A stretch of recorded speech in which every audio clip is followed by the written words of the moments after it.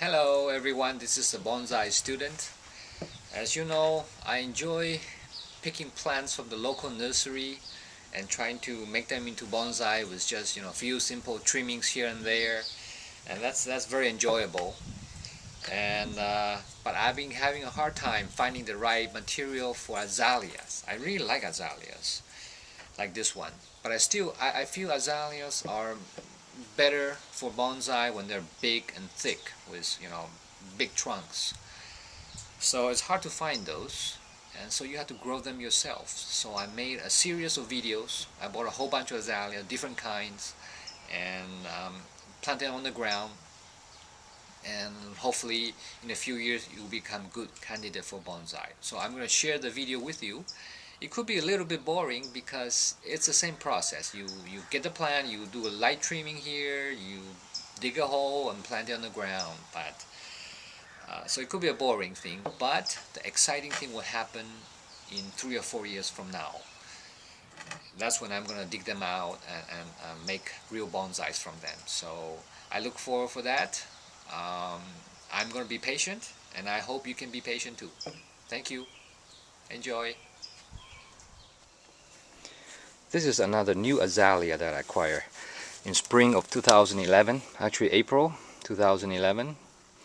It's late season, most of the flowers have faded and new growth started. This is has very big leaves. If I want to make it into bonsai, I probably need to grow it to a big size so the trunk and the leaves can be proportionate. And also it has a nice trunk also. That's one of the reasons I got this. It's very pretty. It's multi-petal flowers. So I'm just gonna keep it in this pot, clean up a little bit, remove all the dead flowers or the dead branches, and maybe repot it either in a bigger pot or on the ground, so it can fatten up, so it can grow bigger and taller before I will consider it into a bonsai. This is it's a very common variety. It's a red bird azalea. Okay, I'm gonna do some clean cutting for the red bird, removing their branches anywhere where it's too dense, trying to open up the center of the plant.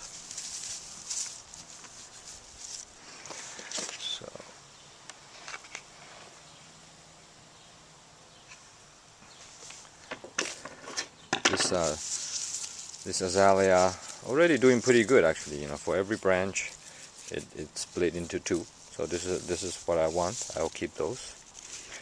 Anything that has more than two, any new growths that have a group of 3 or more, I will be thinning them out.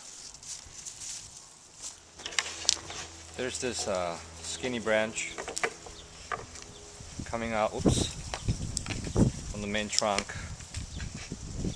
Just gonna clean them off. Just try to clear the. I'm not trying to do some heavy pruning, just some light pruning.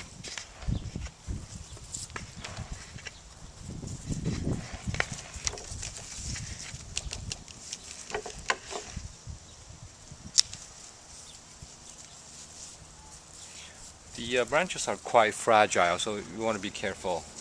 They can just break, if you're careless.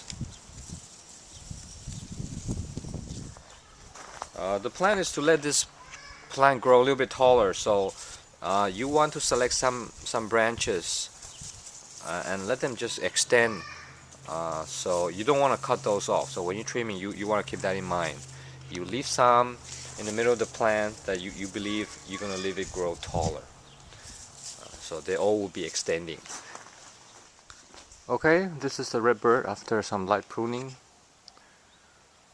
I didn't do too much actually. The branches are really fragile, really crispy, very easy to break. So I accidentally broke a couple, so you're going to be careful. But I think this is good enough. I'm just going to let the plant grow. I'm not in a hurry. Okay, this is the red bird azalea planting on the ground now. Um, it's the last day of May. All the flowers faded, you know. Hopefully, just let it grow big and thick. March 2012, this plant was planted on the ground May last year, and as you can see, plant is doing very well. It's flowering now. I just love the color of the flowers. It's so intense, so red, almost fluorescent. Um, Here the trunk has thickened. That's very good. It's so just gonna stay in the ground for a couple more years. I just want to quickly mention, I didn't have this on my video, but actually last fall this plant gave me another flush of flowers. So actually flower twice.